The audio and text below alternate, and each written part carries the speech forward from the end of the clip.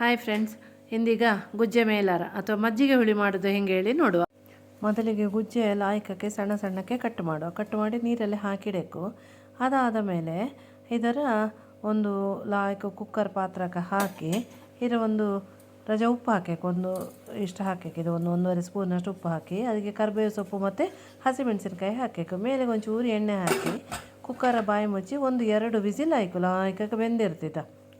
ನೆಕ್ಸ್ಟಿಗೆ ಇದಕ್ಕೆ ಕಡವಲೆ, ಇದಕ್ಕೆ ತೆಂಗಿನಕಾಯಿ ಮತ್ತು ಗೇರು ಬೀಜ ಹಾಕಬೇಕು. ಅದು ಲಾಯಕ್ ಮಂದ ಬರ್ತೈತೆ. ಗೇರು ಬೀಜ ಹಾಕಿತ್ತು. ಆಮೇಲೆ ಒಂದು ಸ್ವಲ್ಪ ಅಕ್ಕಿ ನೆನೆಸಿದ್ರೆ ಅದನ್ನು ಹಾಕಬೇಕು. ಇದ್ರ ಲಾಯಕಿಗೆ ಮಿಕ್ಸ್ ಮಾಡೋಕ್ಕೆ ಇದಕ್ಕೆ ಒಂಚೂರು ಮೊಸರು ಹಾಕಬೇಕು. ನೀರು ಹಾಕಿಡಿ ಮೊಸರು ಹಾಕಿ ರುಬ್ಬಿಕೊಂಡು ಬನ್ನಿ. ಲಾಯಕಕ್ಕೆ ನುಣ್ಣಗೆ ರುಬ್ಬೇಕಿದ ಹಿಂಗಾಯ್ಕು.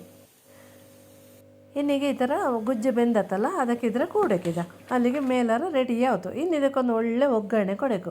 ಮೇಲಾರಕ್ಕೆ ಜನರಲ್ಲಿ ಮೆಂತ್ಯ ಒಗ್ಗರಣೆ ಕೊಡಬೇಕು. ಅದು ಒಳ್ಳೆ ಪರಿಮಳ ಬೀಳ್ತದೆ. ಇದು 1-2 ಸ್ಪೂನ್ ತೆಂಗಿನೆಣ್ಣೆ ಹಾಕಿ ಒಂಚೂರು ಮೆಂತ್ಯ ಮತ್ತು ಕರಿಬೇವು ಸೊಪ್ಪು ಹಾಕಿ ಮೆಣಸು ಹಾಕಿ ಒಗ್ಗರಣೆ ಮಾಡಿದ್ರು. ಈ ಒಗ್ಗರಣೆನೀಗ ಬಿಸಿ ಬಿಸಿ ಮೇಲಾರಕ್ಕೆ ಹಾಕುವ.